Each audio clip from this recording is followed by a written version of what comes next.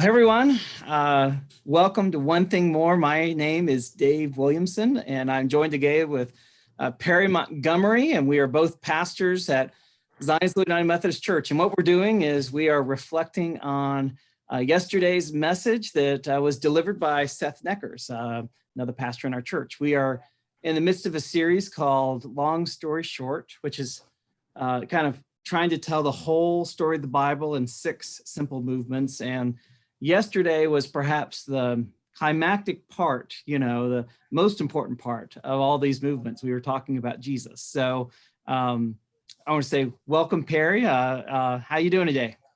Hey, I'm doing great. It's been a great week. It's been a lot of fun, prepping for today and to get ready to talk about a little bit of Jesus here. This is going to be fun. Hey, before we do that, Perry's been on staff at ZMC 7 going on 8 years now. Yeah. Years.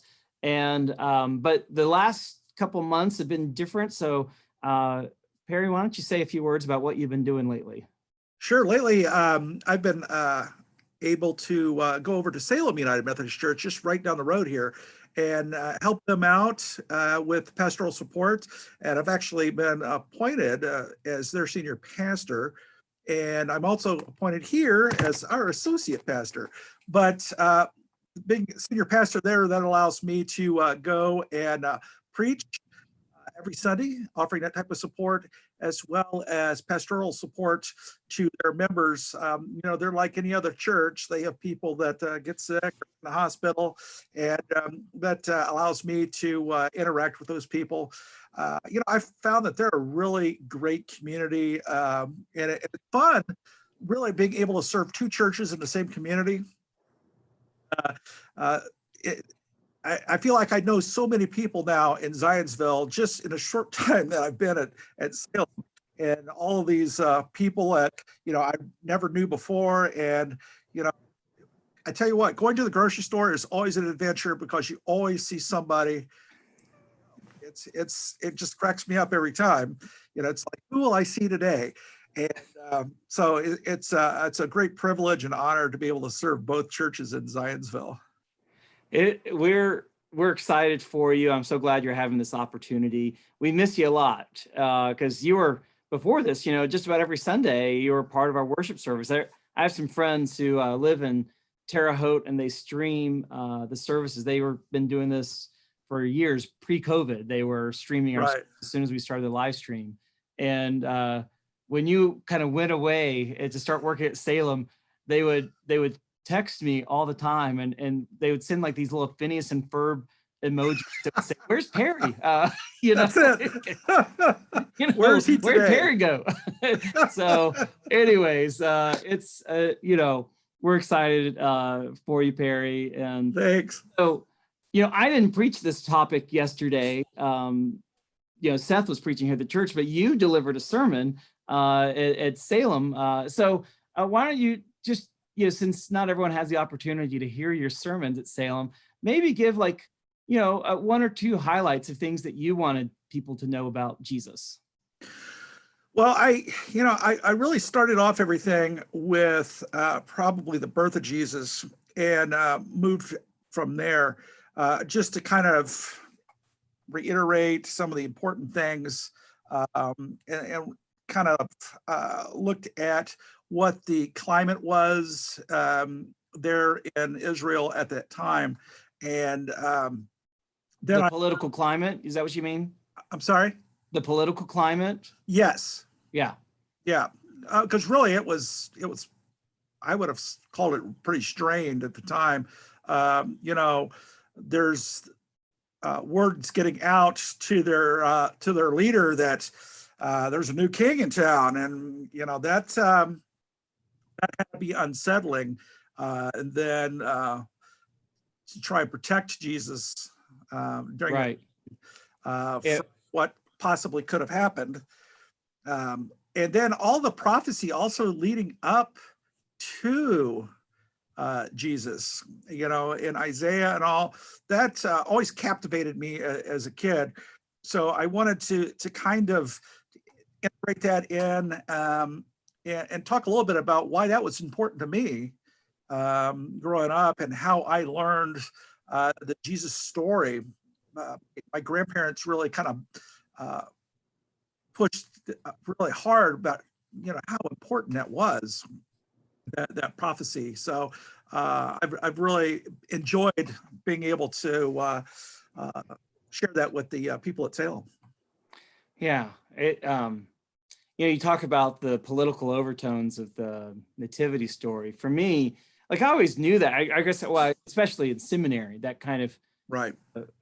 My eyes were open to those political overtones of the story. Like that a decree went out from Caesar Augustus that all the world should be registered. That wasn't just a romantic beginning. No. That was a picture of Israel is underneath the control of Caesar. And anyway, those political overtones. When Jamalyn and I lived in Haiti, our first year, we spent Christmas there, and it was 2003, and in January 2004, there was a coup that took place, and President Aristide, who was the president, was literally kind of kicked out of the country by kings, and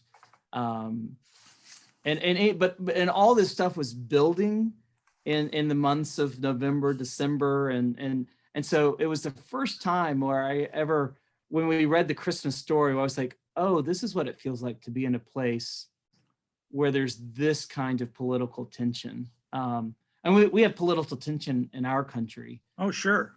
But it was, on a whole other level for the Israelites. Like that was what they dreamed for and hoped for, was literally a coup, but not to regain their independence, to throw off, the Roman captor, the occupation, right, and be a nation, be independent again. And it's into that setting where Jesus is born. And so the people have all these expectations of Jesus and who he was going to be. And you think about it, I mean, that's a tough road for Jesus to walk, because he is destined from the beginning to disappoint the people, right? Who put their hopes in him, because right, expecting something from him which is not his mission. That's a hard thing. That is a hard thing. Big shoes to fill there. Well, I sometimes say to myself as a pastor, I'm destined to disappoint people, and I hate disappointing people. So I can't imagine for Jesus how hard it had to be, that, all these expectations were laid on him for what the people wanted him to do. And yet right, he was always about his Father's work, and the mission God gave him was bigger and different from what the people were expecting. That's right. Yeah. So he did that work humbly. Yeah. It's like, I don't know, to me that would be difficult. Yeah. Have that kind of responsibility and try and maintain a humble existence, and to work humbly. That I don't know. I would get frustrated, I think. Yeah. Well, we were talking beforehand, you and I were, about the part of Seth's sermon that probably connected with both of us this most strongly, was the reference to the legend of Ricky Bobby. That's right. Will Ferrell movie, and it's about the, and it kind of segues in with this idea of expectations, what people were expecting from Jesus. And I think Seth's point was, we do the same thing, that we all have this ability to remake Jesus in our own image. And if you're not familiar with that movie, Ricky Bobby, they're all like, when it kind of all starts when they're saying grace before the meal, and I think Ricky Bobby is the one who starts by praying to little 8-pound 6-ounce baby. That's right. Up in your baby crib, heavenly crib, playing, learning shapes and numbers, watching Baby Einstein. Like, it's ridiculous, but yeah. And then everyone at the table kind of has their own version of Jesus. And anyways, it's such a funny part of the movie, but the point Seth made was, it's something true that we all do this as well, right? That's right. I mean, I would like to be able to say that, I'm like his son, Walker Texas Ranger, who would say that he envisions Jesus as a ninja, and that's not exactly who I see. Yeah. Hey, Cal pictures him as Jimmy Fly Snuka coming off the top rope, like, I mean, they're ridiculous images of Jesus, but there's a sense in which we all kind of remake Jesus into our own image. So one of the questions that I wanted to ask you, Perry, was just on a personal level, like, what is when you are looking for comfort, or what's your image of Jesus that you kind of go to? Well, I have to say I always go to the laughing Jesus, and the doves are flying off, and the laughing Jesus to me is perfect because he's got to be laughing at what I'm doing because I'm always messing up somehow, and it's comical sometimes, and so I've got the laughing Jesus image in my head, and I've had that for years. But it's good because other people could use that too, because what we do, sometimes we just do goofy things and we have these silly arguments, and you just have to be thinking that Jesus has got to just be laughing about this because it's so silly that we're arguing about something like this. The color of the carpet in the church, or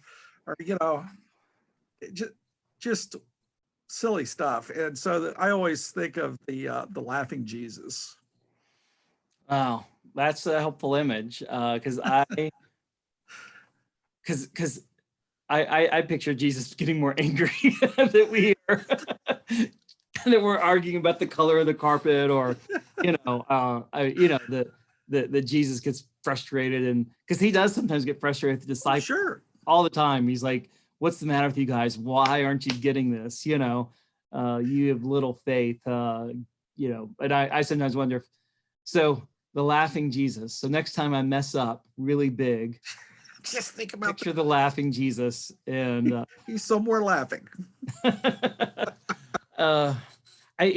My image of Jesus, I mean, it was kind of seared into my psyche, I guess, when I was a little child. And I remember Vacation Bible School and reading a story about the lost lamb and the image of the shepherd who went and saved the lost lamb and carried him home on his shoulders. And, oh yeah.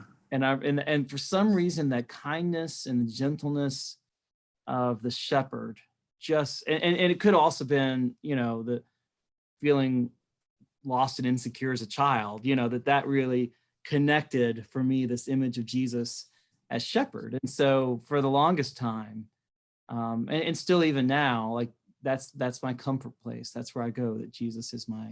That really is a beautiful kind of image. Yeah. Of very comforting, loving Jesus. That's awesome. But the problem is, the problem is that sometimes these images don't jive with the biblical story. Right. They conform to certain parts, but not others. Like, you were talking about the laughing Jesus. Jesus didn't always laugh at the disciples' mistakes. Nope. Sometimes he laid down the law. And like, for me, the shepherd image, it definitely worked when Jesus was healing people, or when Jesus was feeding the 5,000, or having compassion. Like it fit in those cases, but it didn't fit whenever Jesus was talking to the Pharisees, where he had harsh things to say to the Pharisees, or like the cleansing of the temple and snapping that whip. I was like, what shepherd does that? So there are always these parts of the story that didn't fit with that picture that I always had, and I think for all of us, we have to recognize that Jesus is bigger than our kind of go-to image. Oh yeah. He's got to be bigger than an 8-pound, 6-ounce baby Jesus. Right. Yeah. I mean, like if that's where your knowledge of Jesus stays, then you're missing out on the rest of the story. You're look at what you're missing. And Cain, like you're missing the power. Oh yeah. For me, what was really helpful was to in seminary was one of my theology professors kind of really leaned into the idea of Messiah, which in Hebrew means the anointed one. Right. And he kind of connected that back to the Old Testament, that in the Old Testament, there's 3 categories of people who were anointed. Their prophets were anointed by God, priests were anointed, right, and kings were anointed. And that anointing kind of meant they were set apart for a particular purpose.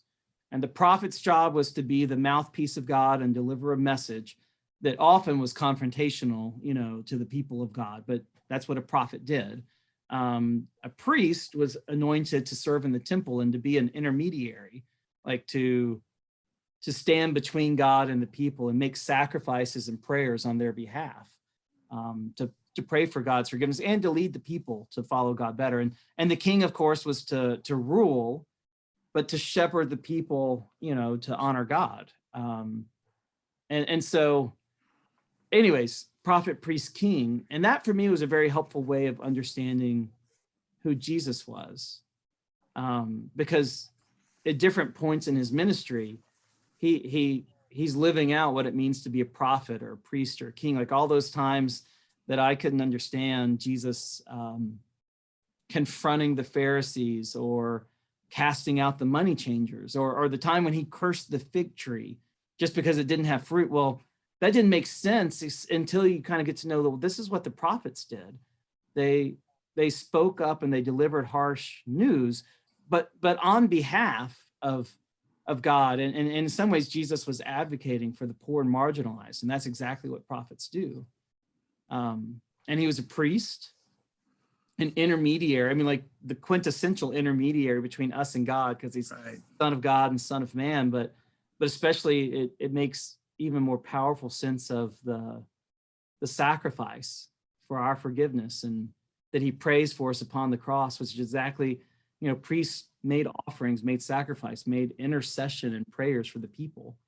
And so he was our priest. I think even Hebrews, the book of Hebrews talks about the high priest of Melchizedek, that he intercedes for us even now. And then of course, Jesus is king, which we see not just Palm Sunday, but on Easter, the risen Lord, the one who defeated the enemy of sin and death and reigns forever. Like that's who Jesus is, prophet, priest, and king. Anyways, to me, that's a more complete image. I still love the word, but Jesus, but the prophet, priest, and king to me is a powerful image of who Jesus is. That's the total package. The total package. Yep. That sounds like a wrestling, like a WWE, the total package, which gets back to coming off the top. Jesus' wrestling name, the total package. Anything else, Perry, before we close? No, I think we've covered a lot here today. We've covered Jesus in 15 minutes, all done. Hey! Well, if you are, if you've never done so, we got a couple weeks between now and Easter. I'd recommend pick a gospel, Matthew, Mark, Luke, John, pick one. What's your favorite, Perry? Just curious. I'm always drawn to Luke. Hey, that's my favorite too. Yeah, so I really am. Both of us recommend Luke. Grab the gospel of Luke and just read it through from beginning to end as one story, and just, see what you learn about who Jesus is. And I think reading through that one gospel, whether it's whichever one you pick, it'll just help prepare you for the celebration of the story we'll do in 2 weeks, Jesus' death and his victory over death through the resurrection. So, okay. Well, thanks, Perry, for joining me, and hope everyone has a great week.